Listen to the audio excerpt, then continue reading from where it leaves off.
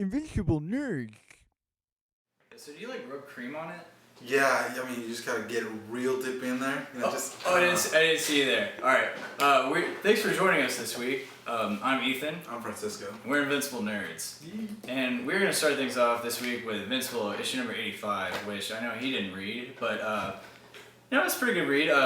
Story takes like a different turn, and what are you laughing at?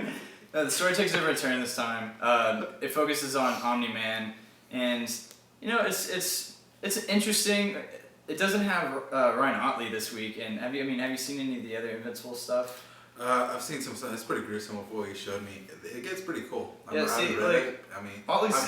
Otley's style is like totally absent. Like everything's so bland. Like it's so like I don't know. There's no emoting. I was gonna slide in here. When you showed that page, it looked like Zoidberg, like for a second from back here. Yeah. Well, it's usually a little bit more detailed. Even the splash page is like kind of uninspired.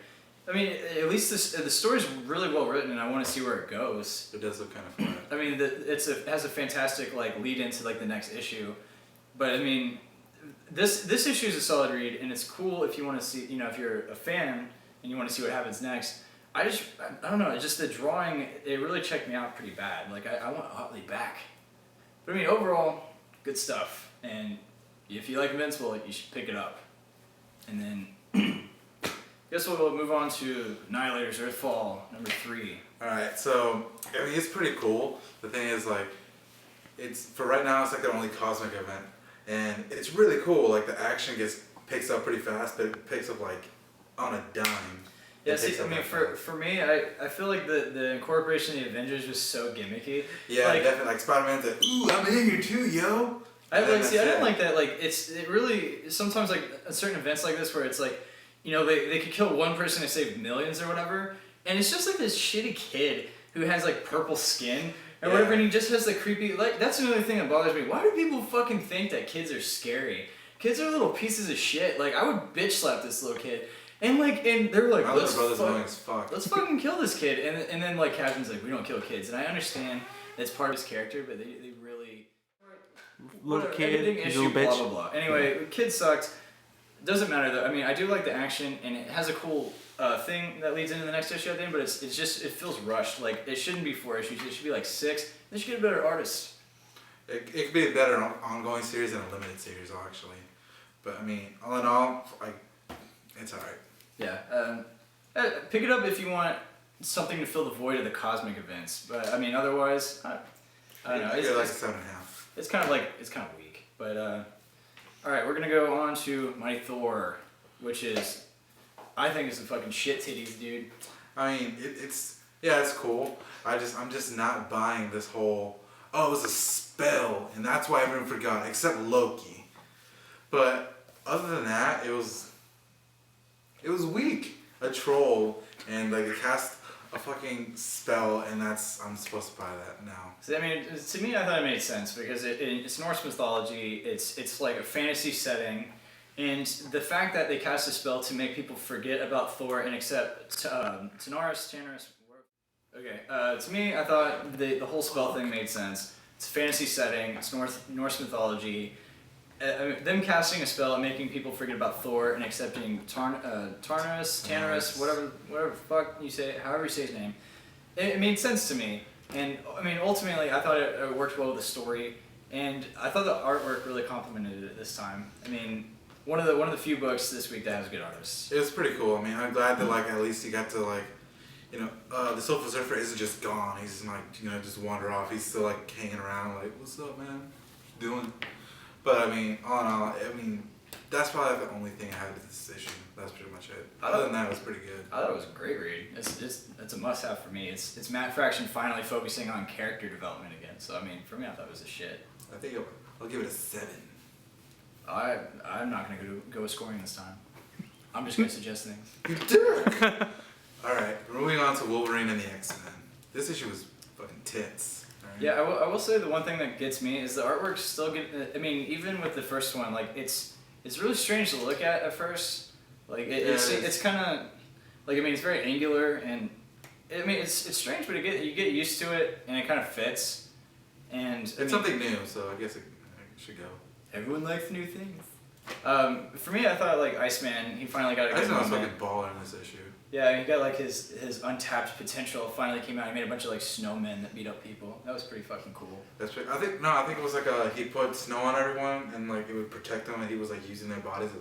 I think that's what it was. It's again with the art, it takes getting used to, and like certain things, it just kind of happens and you just accept they happen. Like at this point. I think it was like it was Kitty, like he totally just smooches on. Yeah, that was It's awesome. like, He got I mean, some Kitty, kiss you pussy.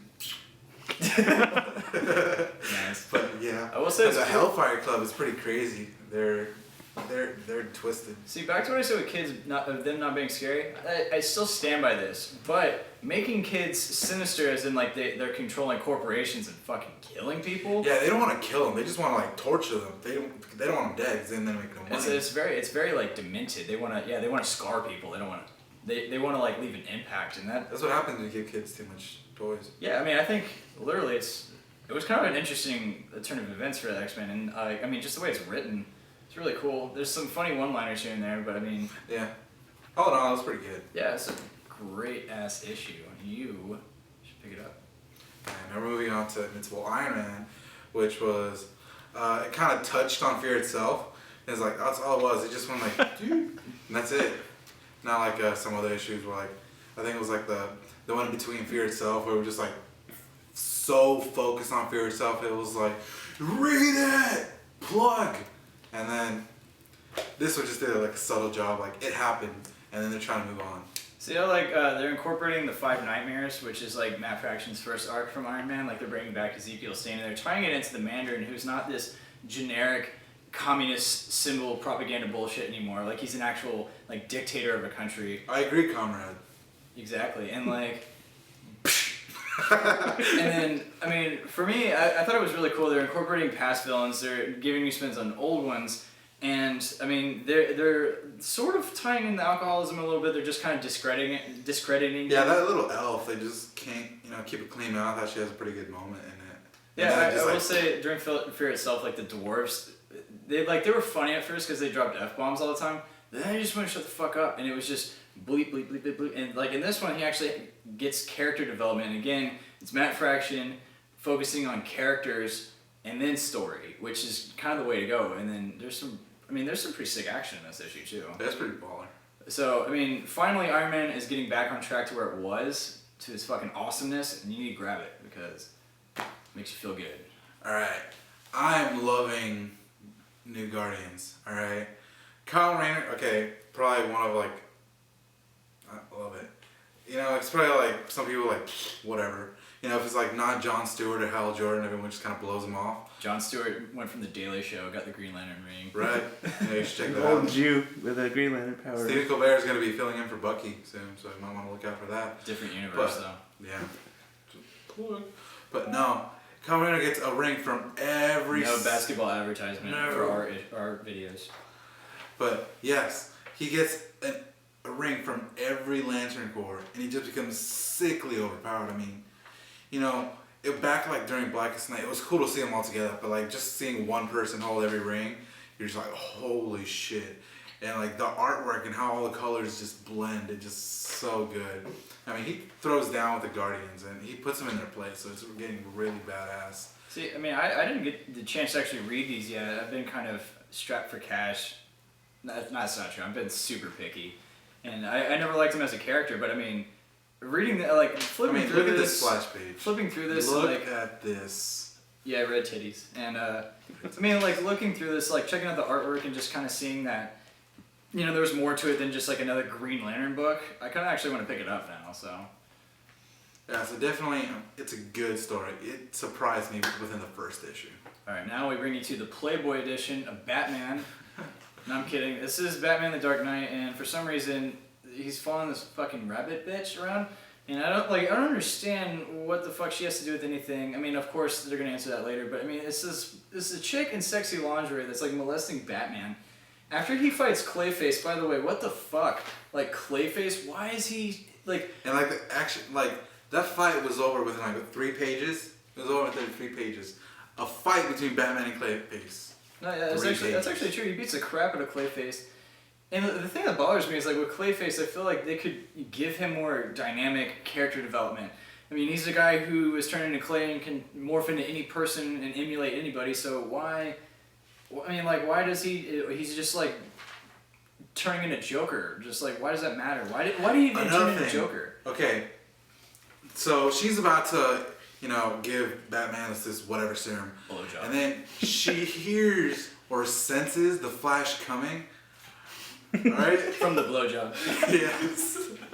But no, seriously, it's like she's just like, "What's that?" And then she dips in time for him, just like right as he gets her. Like really, I mean, the Flash is just gonna like miss her. Like, darn, I missed her just by $1. The Flash is running faster than a train, and she's somehow able to escape the train before the Flash. By the way, runs it on her. By the way, Flash can phase through objects. Like he can phase through things. Though this is a very awesome picture, I don't understand why he literally jumps through the side of the fucking train. Like he just phased through it. You think Batman would be like, "Why the fuck did you do that?" And then also, I will say the Flash, his incorporation in this issue is meaningless. I mean, he's taken out right here. Like he comes in, saves the day, and then he helps Batman. He gets stuck by a thorn, and then Batman's like, you gotta leave, bro. And then he walks away. And then I'm finding this theme where like DC and like in the New 52, they're kind of like incorporating everything. It's all just one giant melded universe now. So, I mean that's cool. People pop in and out. But like that, if they're gonna do that, just make it count. See, I mean with that they're like, okay, yeah, they got like I guess like hot bitches, they got action, but I mean it feels like it doesn't go anywhere to me. It just fucking goes in circles and things happen, but there's no explanation. They have cameos, but for no reason. The art's awesome, but I mean, without an awesome story to back it, why am I buying it? The only good like a moment where I've seen in like a crossover is like probably the new Batman, like Batgirl and Nightwing. This is the only one that's pretty good in my opinion. Yeah. All right, so moving on to the Flash. God damn, this issue was good. Yeah. Right. Probably the coolest moment. Flash in like a split second runs down the highway, jumps off a car into a plane that's about to crash into a bridge, phases through the plane, grabs the seats. And he uses like his powers have been evolving at this point. I mean, and he like grabs the sides of the plane and he phases the fucking entire plane fucking plane through the bridge into the water and kind of like just leaves it on land. And then he has so much swagger that he's able to fucking sign an autograph, toss it at a kid, and run out the plane and start saving people around the city. Yeah, but like even he was like, that was cool. Yeah, I mean even he had to admit how fucking awesome he was. I mean, like, look at they're doing a really good run. job of So like cool. capturing motion in the comic, which is pretty surprising because it's a fucking still picture. How do you capture motion? But it's pretty cool. Yeah, and I will say like this one actually had a really sick cliffhanger. Like the last time, the yeah. cliffhanger was just like you couldn't really tell what the fuck was going on. Like the plane was crashing, but it was just kind of like a there it is, whatever. But it didn't really have a lead in. But this one, No, with this one, I mean, I'm not joking. When I finished reading, I was like, what? yeah, that thing that he just did. But I mean, the Flash again with that thing. The Flash is easily one of the best of the New 52, and it's well worth your time. And then we're gonna go ahead and wrap things up with the person that you think you won't like, but you'll love because he's so cool. Aquaman. Issue 3. Three issues of Aquaman. You would think you'd be done like in one because he talks to fish. No, this is the most badass shit ever. Like look at the cover. He's impaling shit with the trident, which has 5 things. I don't know if that's what they call it. What you call that? Trident. But they call it trident. So whatever. But I mean, so when you want to reach for a ham. Here's like the Aquaman that you always wanted to see. Like he's visceral. No, he's a total badass. Like he has like actual detective like skills like Batman, but they all like belittle him like, yeah, okay, Aquaman, fucking when I need some help with some sushi, bro, I'll call you up, but we're trying to solve crimes here, dude. I mean, they treat him like dog shit, but I mean, he like beats the shit out of these monsters, and Mira uses these water constructs to like kill them. Like he's impaling them in his like trident. I mean, they gave them such amazing character development. They give like all these awesome flashbacks to his past. And then, that beginning flashback was like, oh, this is so good. And like the cool moment for me, like he goes to this dude who like he explains tried to kill him as a kid, and you wonder why. And then he explains that the guy he was he helped him like develop his powers, but he was like obsessed with Atlantis. And whenever Aquaman refused to take him to Atlantis, he actually tried to fucking kill him. and he's going to this guy to like I guess like sort of get like a dissection of these monsters, and then the guy helps him out, whatever. And as he's leaving, the guy's like screaming. He's like, "I helped you. You gotta help me." And then Aquaman, doesn't say anything. He just leaves. And then the guy screams, like, "What? Show me Atlantis. Where is it?" And then, like the girl asks him, like, who is he? And he's like, "Oh, he could be a potentially dangerous man." He's like, "But right now, he's just a sad man." Like it's some really brutal stuff. Like, it has a pretty cool cliffhanger. And it was pretty fucking badass. I mean, great artwork, great characterization, action. You haven't been getting Aquaman. Pick up like the last few issues, like 2. Come on. But no, that's really good. Yeah, no, this Flash, Batman, Nightwing, Animal Man, Batgirl, all top DCU. But yeah, don't neglect Aquaman just because you watched the Super Friends when you were a kid. Right? He is not the Ken doll that you remember. Yeah. This man is a motherfucking I will badass. say, like, as soon as I saw him, music is like fish reading. Crappy jump cuts and editing aside, this Aquaman is not the kid that you remember from Super Friends as a kid. This is a fucking badass, and you need to pick it up now, motherfucker. So I remember when I was reading it and he was using his superpowers, I do hear. Yeah. Meanwhile, that didn't happen. in a place where this reference actually makes sense, Aquaman's still gay. Fuck you, dude. That That's guy. Jeremiah. Don't listen to that guy. Homeboy Jeremy, what's he doing? Pan over. What's up, nigga? Alright, fuck you. Alright, anyway. Aquaman's still gay. Fuck you, dude. I'm gonna make you like Aquaman whether you like it or not.